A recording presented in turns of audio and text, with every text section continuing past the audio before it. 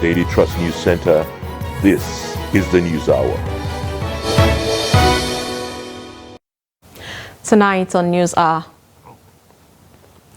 Federal Teaching Hospital Gombe denies allegation of removing patients' eye and private parts. Muslims urged to emulate the exemplary life of Prophet Muhammad, peace be upon him, as Eid Maulud is celebrated.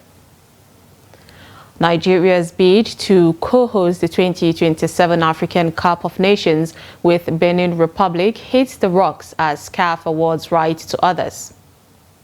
From the international scene, French ambassador to Niger leaves as relations fails after coup.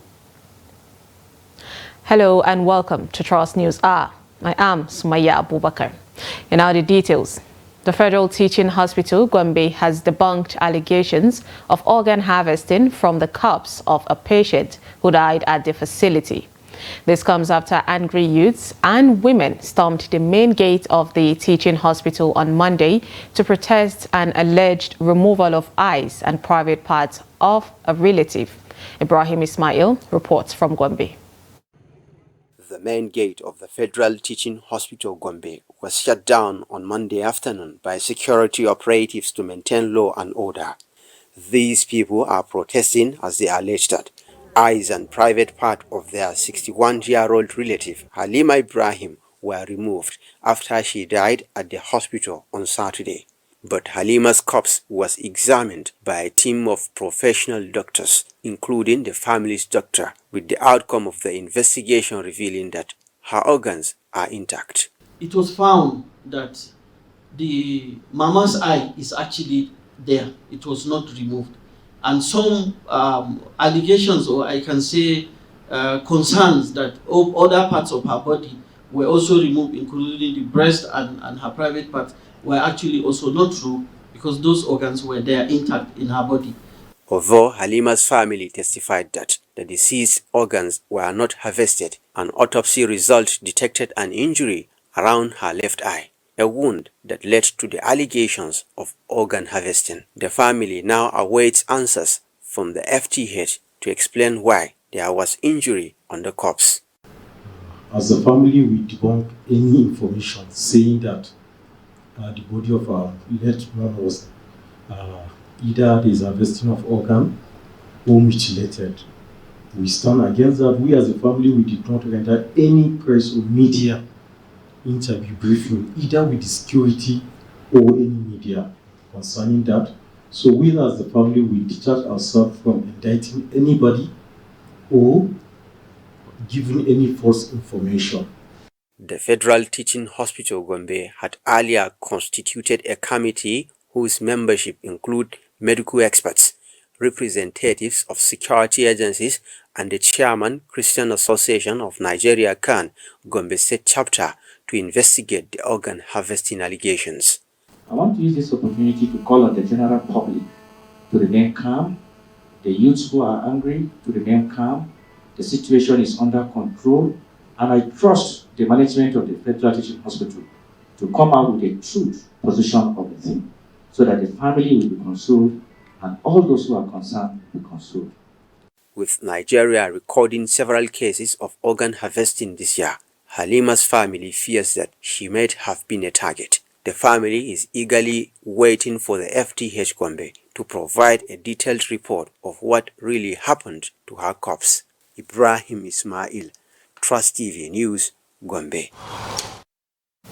No fewer than 6 people have been killed and 4 others injured after bandits attacked Tankanai community in Zango Kataf local government area of Kaduna State. The police in Kaduna State are yet to confirm the incident, but the president of Atiap Community Development Association, Sam Achi, told newsmen that the attack occurred on Tuesday night, few meters away from a military checkpoint and close to Ungwanjuju, the village of the Chief of Defense Staff, General Christopher Musa. He said the bandits invaded the community at about 7 p.m. and immediately opened fire on 2 houses, during which they killed 6 people and injured 4 others. Achi further explained that the bandits operated for over an hour and left before the arrival of troops that were stationed close to the community. The Atia president, however, called on the government and security agencies to step up efforts in addressing the protracted security challenges in southern Kaduna. The operative of the Department of State Services, the DSS, have intercepted an arms trafficking operation preventing the transfer of approximately 1,000 rounds of ammunition from Kaduna to Niger State. The two female arms traffickers nabbed by the operatives have been identified as Rashida Umar and Rokaya Laden, both from Akwanga, Nasarawa State. The operation, which could potentially escalate security concerns in the region, began in Fadankarshe, Sanga local government area of Kaduna State, where the ammunition was initially located. Authorities say they suspect that the ammunition was intended for use by bandits operating in the Kwantagora area of Niger State, raising alarms bell about the growing reach of illegal arms trade. Rashida and Rukaya were apprehended during a well-coordinated operation by DSS operatives. The DSS has launched a comprehensive investigation into the incident to uncover the entire network behind the arms trafficking operation.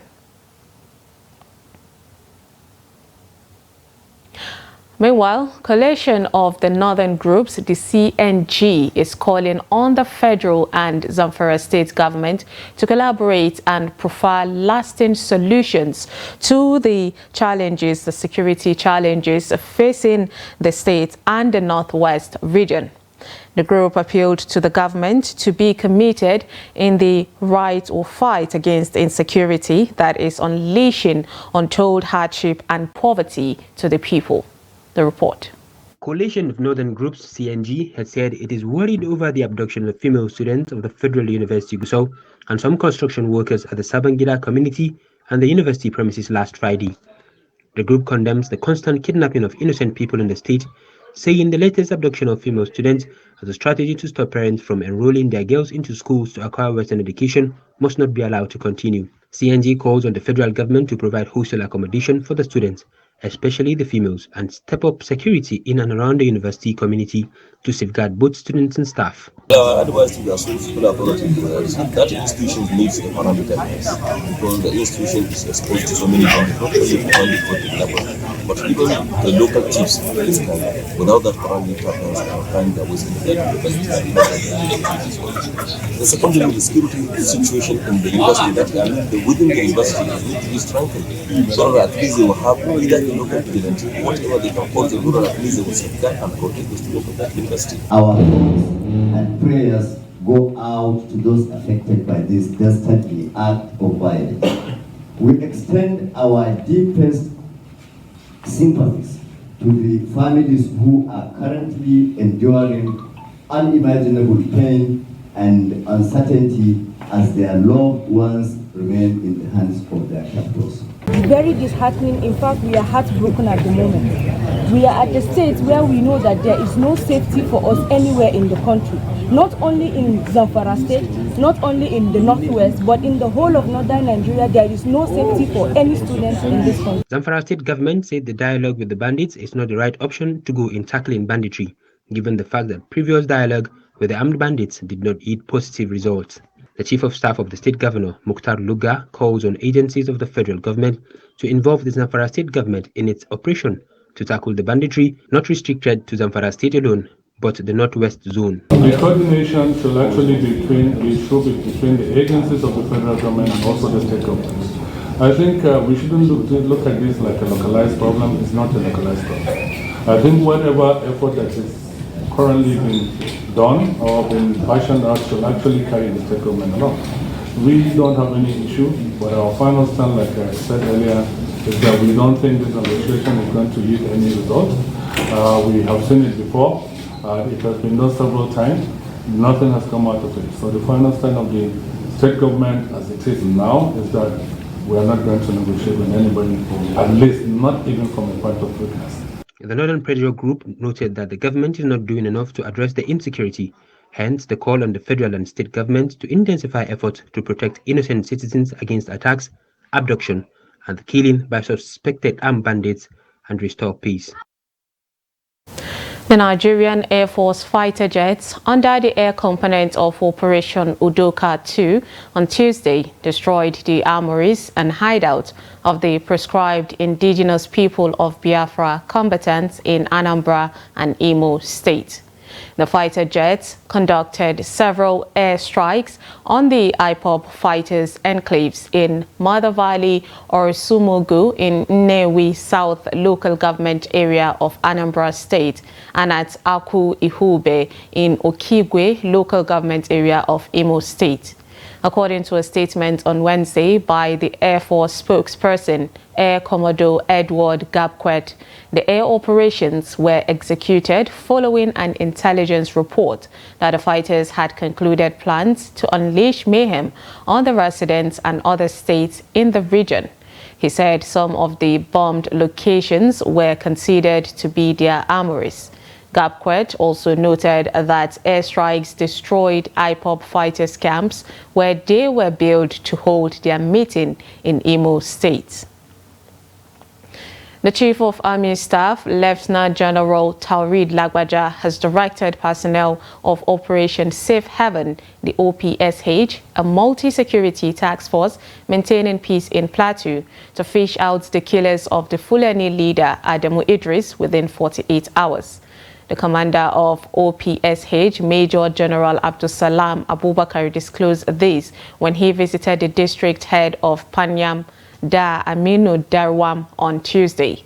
The Fulani leader, whose body is yet to be recovered, was allegedly killed by yet-to-be-identified criminals on Saturday in Panyam community of Mangu local government area of the state when he was returning from a visit.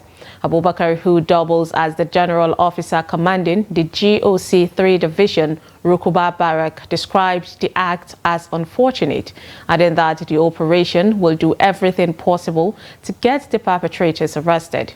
Commenting, the district head thanked the commander for the visit and promised to collaborate with security agencies to arrest the criminals, describing the incident as shocking, owing to the fact that both Fulani and the locals had coexisted peacefully for years. As Eid al-Mawlud is marked, Muslims have been urged to emulate the exemplary life of Prophet Muhammad, peace be upon him, and not to celebrate his birthday.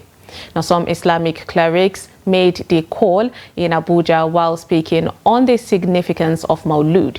Trust TV's Kabir Lawal has more. 12th day of Rabiul Awal in the Islamic calendar is recognized as the birthday of Prophet Muhammad, may the peace be upon him, all over the globe. In Abuja, Chief Imam of Nasfat Mosque in Utako, Sharafaddin Aliaga, said it is a day set aside to emulate the virtues of the Prophet, urging Muslim faithfuls to be proactive in their daily activities. People only remember Prophet Muhammad on his birthday, try to remember his way of life, try to be religious and be godly at that moment, and after that they forget about him. That is not a real celebration of his birthday. That amounts to not really discovering him, not really knowing him, not being a good Muslim, a practicing Muslim. Those category of people who only remember him and follow him on his birthday are nominal Muslims. They are not practical Muslims, because if you want to celebrate Rasulullah, it has to be all through. Throughout your life. If you want to celebrate Rasulullah, you must first be a Muslim. If you are not a Muslim, if you read about him, you must learn one or two things from his biography as the greatest mankind to us, and you have to follow his sunnah day to day, morning and evening, throughout your life. It doesn't have to be only on his birthday. Also speaking on the importance of the Eid al-Mawlud celebration, Chairman Ansaruddin Society, Abuja branch, Kabir Olayiwola, urged Muslims to love their neighbors, which is one of the qualities of the Prophet. We are celebrating, marking the birth of our noble Prophet and leader. So it's important. It's a reflection on his life. How did he live? Was it that it was not tough during the life of Prophet of Muhammad? It was tough. How did Muhammad Rasulullah sallallahu alaihi wasallam live this life? He was tolerant. He was persevering the situation.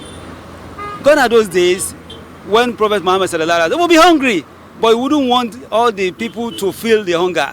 He would shout. They would put stone in his stomach to be able to show as if he is belly full. And he managed, he persevered, and he encouraged us to persevere. Other Muslim faithfuls that came from other states to mark the day said it is an important day because it guides them to amend their ways in accordance with Islamic injunctions.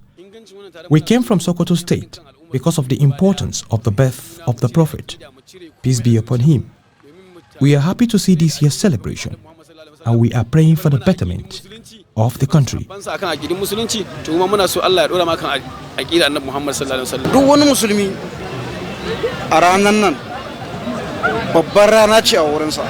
It is indeed a memorable day for all the Muslim faithfuls all around the globe, and we are urging all Muslims to be one to make Nigeria a better place.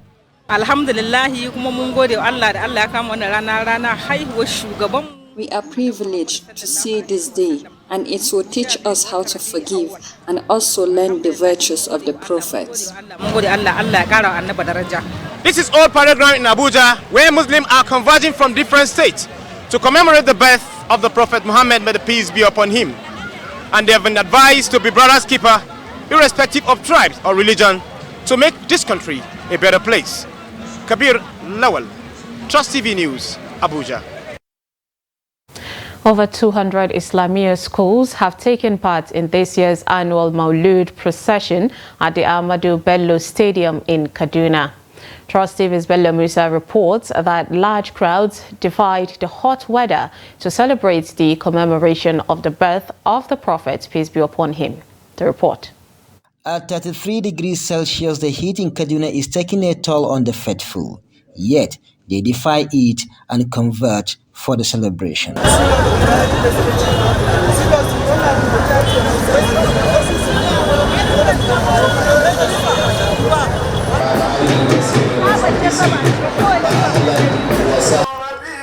Clerics at the event emphasized on the need for Muslims to continue to emulate the virtues of the Prophet Muhammad, peace be upon him, in order to promote unity and development of Nigeria.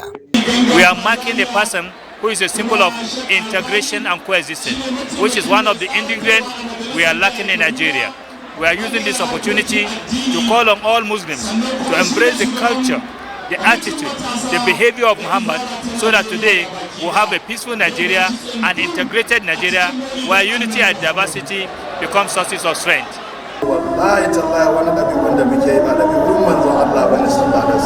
Most faithfuls today are not emulating and practicing the teachings of Prophet Muhammad, peace be upon him. So, I admonish Muslims to go back to the teachings of our Prophet. Other faithfuls in attendance also speak on the commemoration of the birth of Prophet Muhammad, peace be upon him. The message is all Muslim Ummah here and beyond should pray fervently so that Kaduna State will remain peaceful. We have been calling always to the citizens of Kaduna State to maintain peace and order. The birth of our Holy Prophet ﷺ signifies the importance of peace. Despite the economic situation in the country, people attended the celebration in large numbers. For hours, gridlock halted the free flow of traffic on the road leading to the venue of the celebration. Bello Musa, Trust TV News, Kaduna. Still on the Maulud celebration, Muslim faithful have been urged to exhibit love and tolerance for one another and people of other faiths.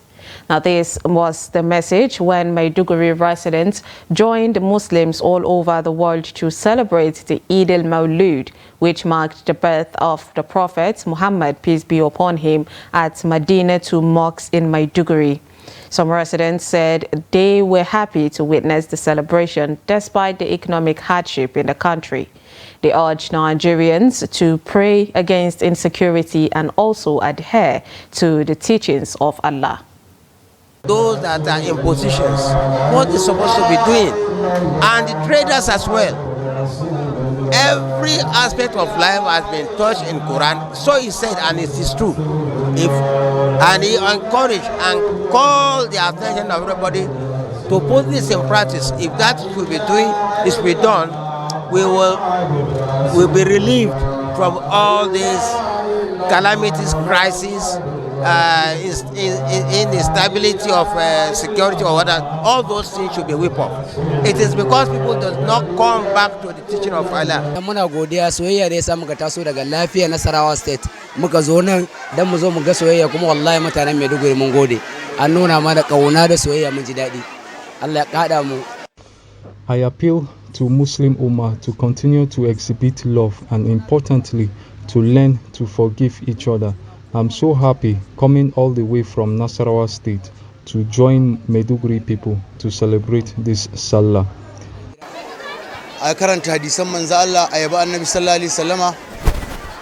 The celebration started last night till this morning. We prayed, we read the Quran, we listened to teachings from scholars, we ate, we really enjoyed the remembering of the birth of the Prophet. I want all Muslims to reflect on this period together and be very obedient to the teachings that we had.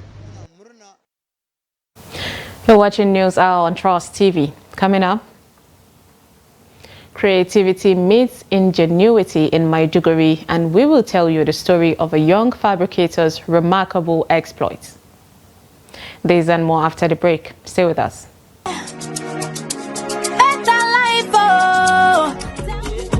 That's right, you too could be one of the 20 Zenith Bank customers that will win 150,000 Naira every 2 weeks from June 1st, 2023 until May 31st, 2024 in the Zenith Better Life Promo 3. To qualify, simply open a Zenith Bank account. For more information, visit www.zenithbank.com/betterlife. Live the better life with Zenith Bank. Since he was pushed to resign as chairman of the All Progressives Congress, Senator Abdullahi Adamu has kept his peace. But now he has spoken to Trust TV on why he quit his position as chair of a winning party. What I detested about this whole setting was that people who wanted to win favors with our president, Ahmed Bola Tinubu, continue saying there was a cold war between me and him. The botched attempt to make Senator Ahmed Lawan succeed President Buhari and how he himself narrowly missed becoming president after Obasanjo. Obasanjo called me. He said, well, you know, I'm in my second term now, midway my second term. I said, yes. I have to start thinking of who succeeds me. Watch Reminiscences on Trust TV for this exclusive interview with Senator Abdullahi Adamu, showing Saturday 30th of September 2023 at 8 p.m. Repeat broadcast Thursday 5th October 2023. The full interview will also be published on Sunday Trust 1st October 2023.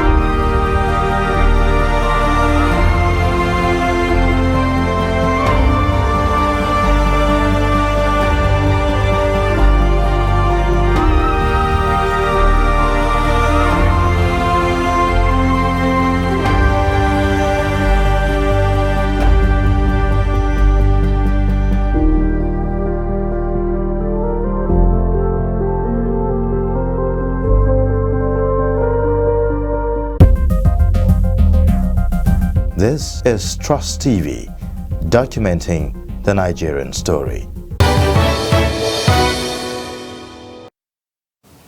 Welcome back. If you're just joining us, this is News Hour on Trust TV. Here's a recap of our top stories. We brought you Federal Teaching Hospital Gombe denies allegation of removing patient's eye and private parts. And Muslim urged to emulate the exemplary life of Prophet Muhammad as Eid Maulud is celebrated. Moving on to more stories, the Kwara State Governor Abdul Rahman Abdul Razak on Wednesday joined the 2023 public commemoration of the birth of the Prophet Muhammad in Ilorin, the state capital. The event, which was held at the State Stadium in Ilorin, saw the governor calling on Muslim faithfuls to imbibe the Prophet's time-tested values of sincerity of purpose, among other virtues. The Grand Qadi of the state, Justice Abdul Latif Kamaluddin, said the Maulud offers a ground for introspection for the Muslims, especially the people of Ilorin. On this anniversary of the birth of the Prophet, our message to parents and Nigerians is to imbibe his time-tested values of sincerity of purpose, fairness, compassion for all, constant remembrance of God, and a strong sense of community built on the fear of God and collective good. There is no limitation to how far we can go if we always act as a community of people, united by the common humanity and interdependence. I urge us to work together as one people joined by one destiny and exemplary values. Muslims are expected to be firm and strong-minded with their faiths. Let us practice Islam with uninterrupted devotion and undiluted commitment, as the Prophet Muhammad ﷺ instructed one of his companions when he's seeking his golden advice. Meanwhile, the Christian Association of Nigeria, the CAN, has congratulated the Sultan of Sokoto, Sa'ad Abubakar III, and all Muslims across Nigeria on the occasion of Eid al-Maulud. The president of CAN, the Archbishop Daniel Oko, in a message to the Muslim faithful on behalf of CAN and the Christian community at large, called for promotion of mutual respect, understanding, and peaceful coexistence among all religions, while acknowledging Nigeria's diverse society comprising individuals from various ethnic, cultural, and religious backgrounds. Bishop Oko noted that it is within this rich diversity that the nation's strength resides. He called for persistence in promoting mutual respect, understanding, and peaceful coexistence among all religious communities. Now, mixed reactions have trailed the reintroduction of the Pack and Pay policy by the Federal Capital Territory Administration. The policy was first introduced in 2012 on selected streets in Abuja. However, on August 6, 2023, the FCTA and a group of concessionaires of on-street parking signed an agreement to restore the Pack and Pay scheme in Abuja. In this report, Noel Sampson gets reaction of FCT residents on the operation of the policy. The report.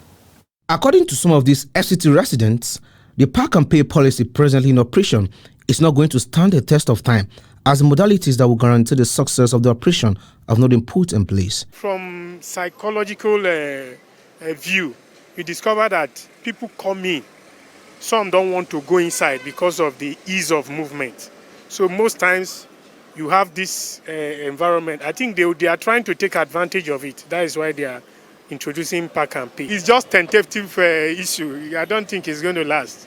Even with the arrangement, it's not possible because it's not organized. It's not organized. The place is not organized. People can just come in and sneak out and all that. I don't think it's sustainable. But they will try to do things. You know, at the initial period, people will comply, but over time, just like water, people will always find their way. Building plazas for people to rent, you have to make provision for car parks. So, which is very, very, very important. But the federal government coming up with a policy that if you are coming to the market, this is a GSM village, for crying out loud. You have to pay when parking your car coming to the GSM village. And there are no spaces for us to park our cars. If you come to like which day I came to do something here, I have to drive round like 3 times before I managed to get a small space to park my car. And at the end of the day, when you park and you are going, they ask you to pay money. I'm very, very sure that it will not last. The Director of Traffic Management, FCT, Wadata Aliyu, who believes the policy will succeed, sheds light on the reasons behind its reintroduction in the FCT. The plan reintroduction is not actually 100% revenue based. We are looking at the safety of road users who are going to be the greatest beneficiary in this scheme, either directly or indirectly. The park and pay policy is meant to create orderliness in the FCT. Noel Samson, Trust TV News, Abuja.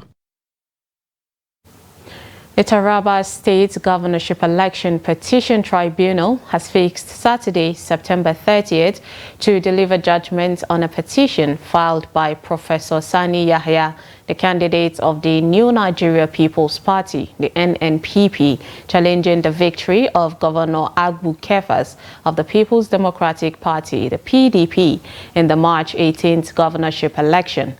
The tribunal sitting in Jalingo, the state capital, will deliver its ruling on Yahya's petition seeking the nullification of the victory of Governor Kefas on the grounds that the election was marred by massive rigging, violence, voters' intimidation, and malpractices. Yahya had prayed the tribunal to nullify the entire exercise and allow for a fresh governorship election in the state. Similarly, Sokoto State Governorship Election Tribunal is set to deliver judgment in the petition challenging the election of Governor Ahmed Aliyu on Saturday. The Secretary of the Commission, Sunday Martins, in a notice sent to parties in the petition, has informed councils that supporters will not be allowed into the court premises as movement will be highly restricted by the security agencies. The National Union of Road Transport Workers, the NURTW, has urged the leadership of the Nigerian Labour Congress, the NLC, not to meddle in its internal crisis. Acting General Secretary of the union, Kayode Agbeyangi, said this during the National Executive Council, the NEC meeting on Wednesday in Abuja. He alleged that the recent outbreak of violence at the National Secretariat of the Union was due to the interference of the NLC for selfish reasons. According to him, like the proverbial sympathizer who cried more than the bereaved, the NLC has gone overboard in expressing its interest in its internal affairs. He, however, called on the Joe Ajaero-led NLC to discard their bias and ethnic sentiments towards the former General Secretary, who is their kinsman. He also urged him to refrain from further blackmailing the union in their desperate bid to authenticate illegality. He said the union expects the NLC to respect the determination of the NURTW to ensure the emergence of a democratically elected national leadership for NURTW at the forthcoming quadrennial delegates conference. Away from that, the customs operatives attached to the Federal Operations Unit, Zone C, Owerri, have intercepted fake drugs, Indian hemp, and several other contraband goods worth millions of naira. Trust TV's Ajibade Awofeso has details on the report. Taking journalists round the seizures at their Benin warehouse, Controller Kayode Kolade, alongside other senior officers of the unit, enumerated the danger inherent in some of the seized items if they have found their way to the consumers. Among them are unregistered and expired drugs, numbering up to 883 cartons. Pharmacies to buy their drugs, because some of the drugs in the country are fake, coming in through illegal routes. This one, something? Yes. That's why we are looking for it.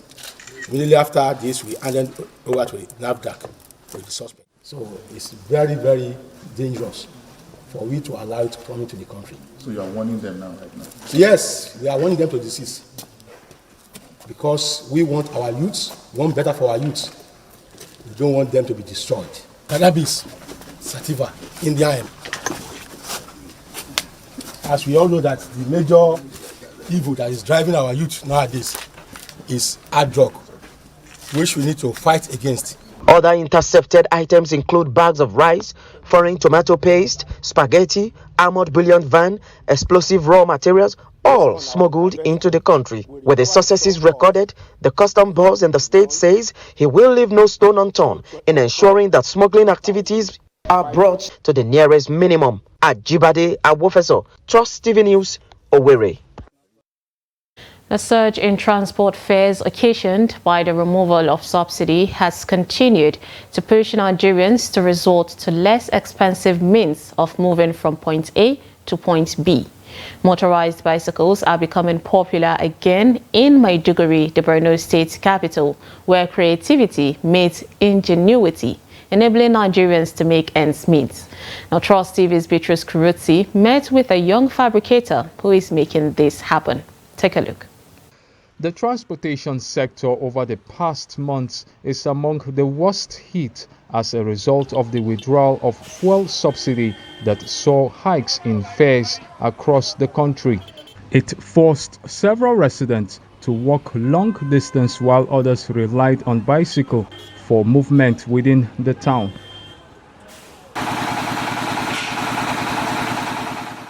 The cost of moving from place to place inspired Umar Yusuf to fabricate a motorized bicycle powered by fuel that can cover 18 kilometers and above. He used a GX200 generator and other machine parts to construct the bicycle.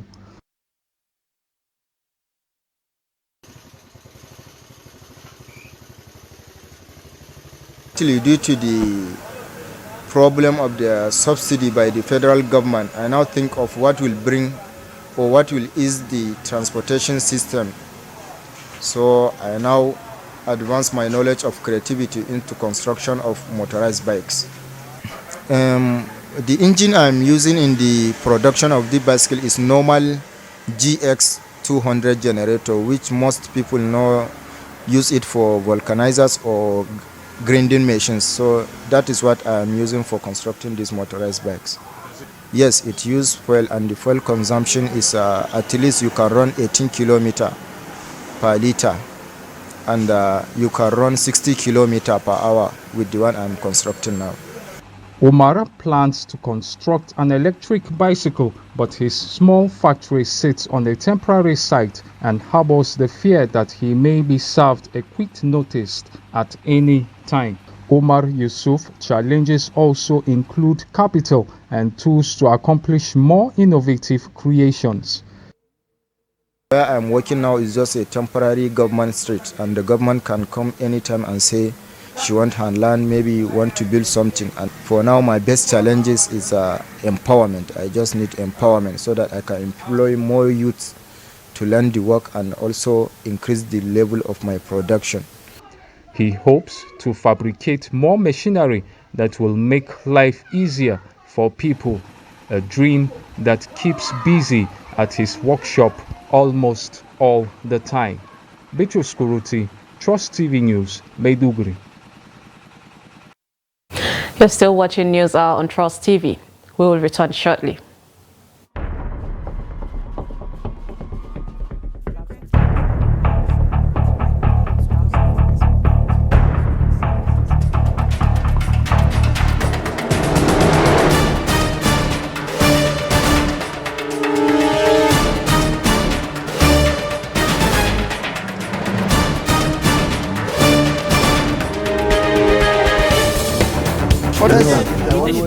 That's great.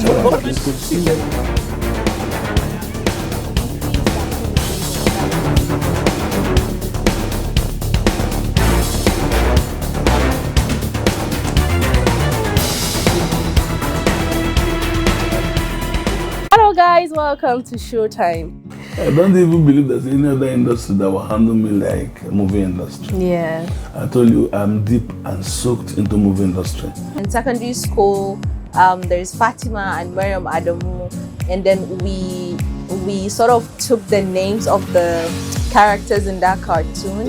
I think entertainers themselves need to wake up and smell the coffee and say, diversification is the way to go. Yes, you can sing or make great beats or act in a film, but what else can you do? I became one of the best makeup artists in Nigeria. I won AMA Award Best Makeup Artist. Do you think we are not? I read the food. When I talk to you, you start straight. Attention!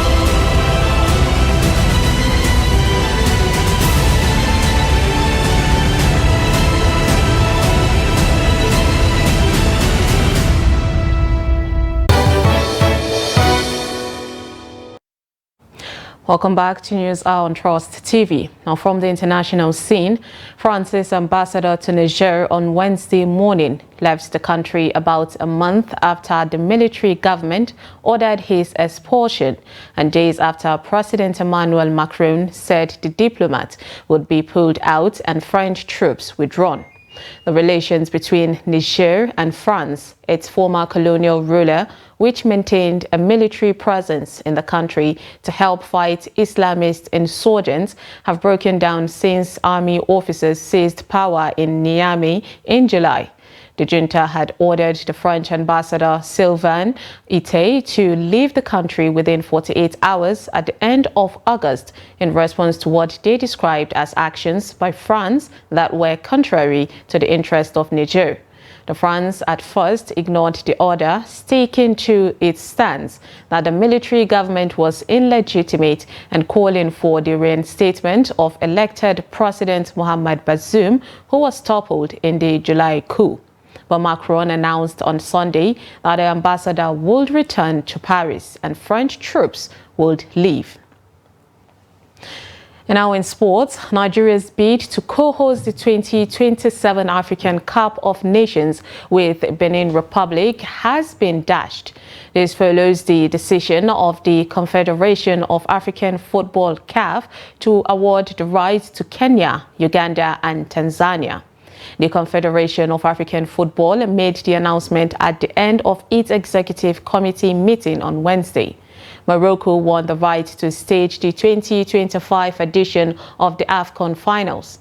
Nigeria last hosted the Africa's largest football competition in 2000. The country co-hosted the competition alongside Ghana. And now, Jide Olushola, Daily Trust sports correspondent, joins us in the studio to analyze this situation. Now, Jide, what does this mean, to Nigeria? Because we saw that the last time Nigeria hosted the tournament was in 2000, and are we losing the grip, on the African football? We have lost the grip a very long time ago to the North African nations. We have seen Morocco, Algeria, Tunisia picking up the pace, and it's just unfortunate that Nigeria could not even beat successfully. Actually, the oracle was that it's CAF knew that they were going to give it to Morocco all along because Morocco has hosted the Women Nations Cup. They've hosted the Club World Club, and they've hosted so many tournaments in the last 3 years, and they have the best facilities right now in Africa. And of course, they've hosted CAF Champions League finals, so many competitions in the past, and there was no way Nigeria could meet up with Morocco. And it was 22 votes to 0 votes, meaning that all the CAF executive members all voted for Morocco.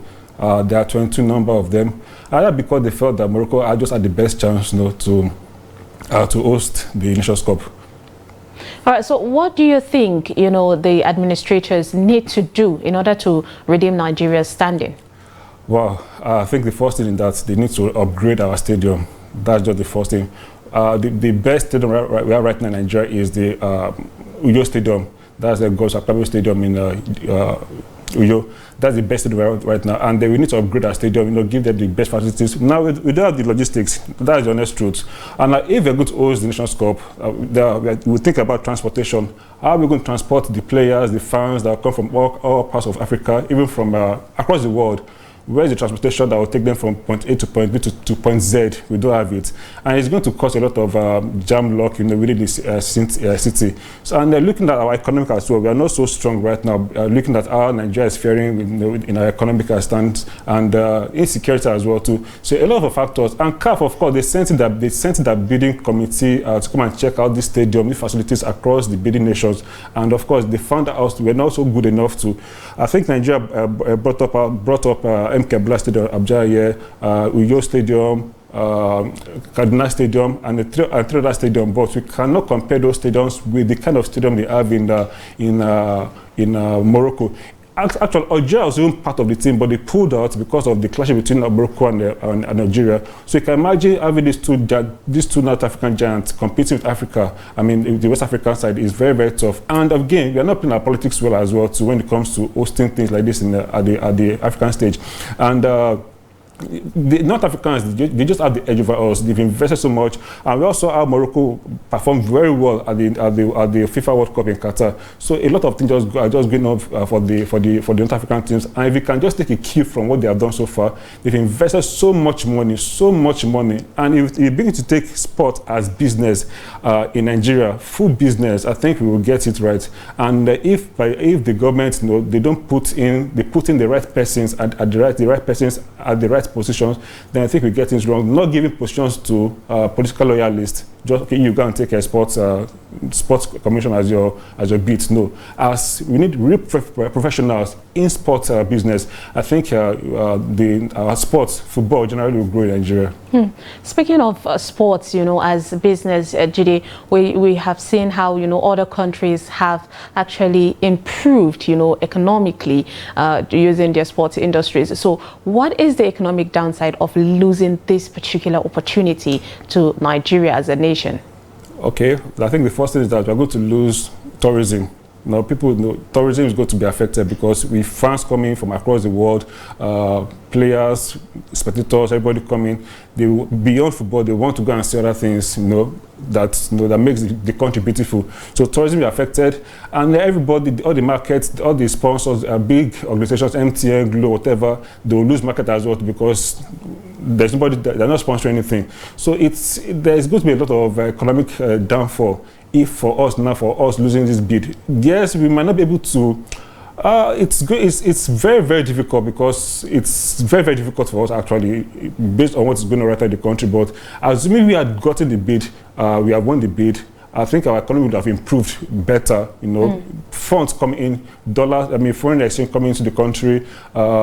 People are buying and selling. We see the local traders making big sales. Everybody there'll be an economic boom in every sector. But then we have lost that part that could have helped to shoot our economic up. It's just unfortunate that has happened. All right, thank you so much. We hope that, of course, the Nigeria government would be able to do something in order to boost the sports industry. Thank you so much, Jide Olushola, Daily Trust sports correspondent. Thank you for joining us. All right, moving on, we have the 7th National Youth Games ongoing in Asaba, Delta State, where over 5,000 athletes are competing in different sports, have seen lots of talents being discovered at the game. Trust TV Adeni Ajishafe has more.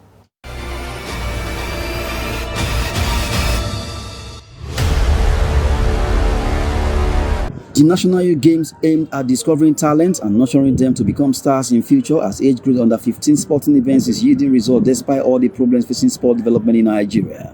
Youth Games, an avenue to catch them young. Lots of participating athletes have shown how excited they are to be part of this talent discovery sporting event and also feel great to be supported through participation in the Youth Games.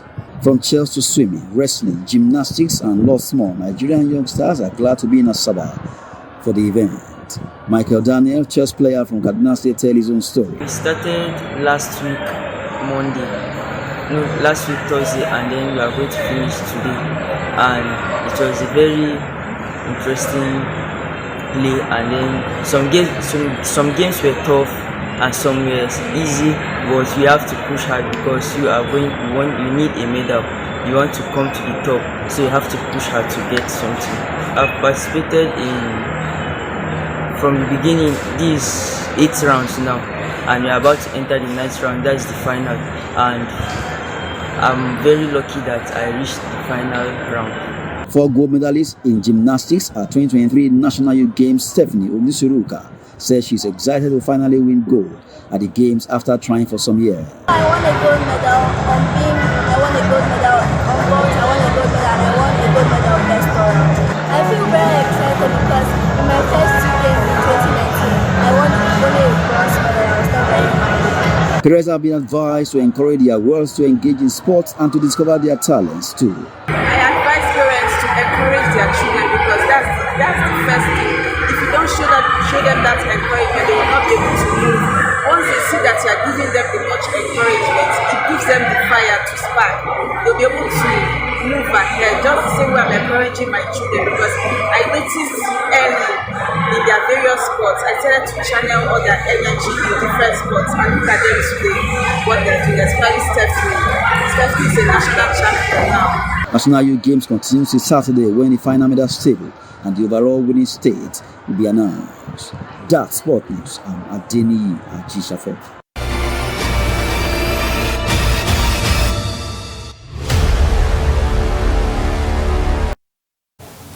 Before we go, here is a kicker, an overhead conversation on an aeroplane changed Brighton Zambezi's life. The former technician is now one of Zimbabwe's pioneering black soldier fly, the BSF maggot farmers, rearing the flies to produce affordable chicken feed for farmers. Take a look.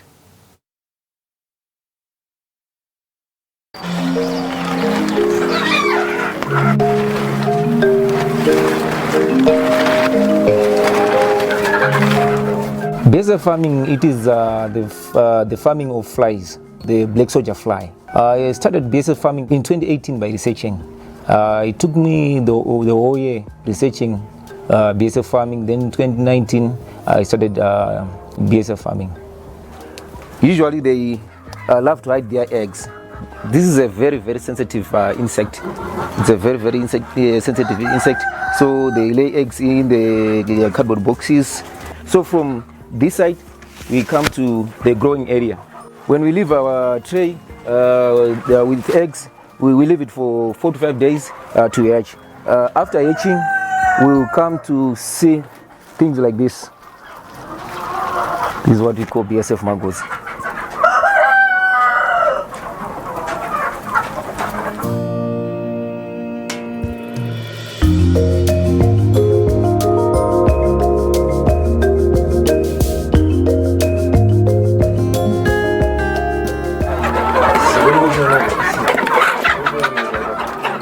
Besides teaching people about BSF farming, I also sell chicks. I also send seed to Botswana,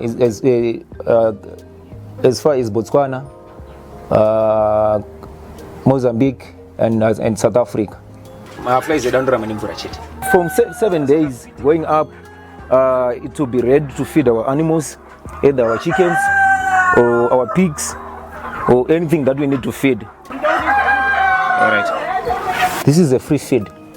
Come and join and make your own feed at no cost, only labor you need on BSF farming.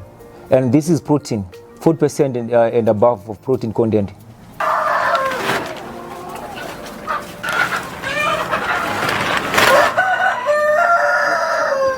Insect is a future for our food security. I think we all know through our climate changes and what's happening to the world. I think insects and animals are the future.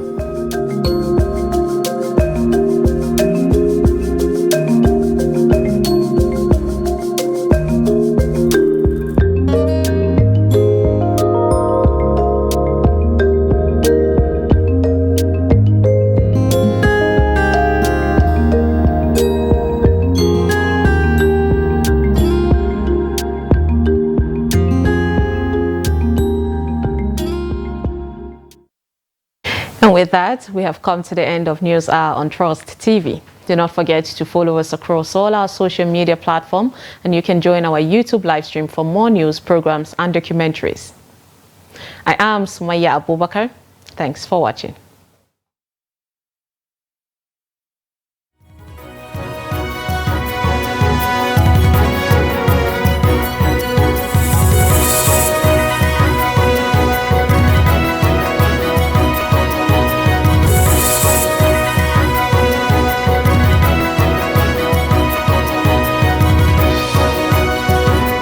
From the Daily Trust News Center, this is the News Hour.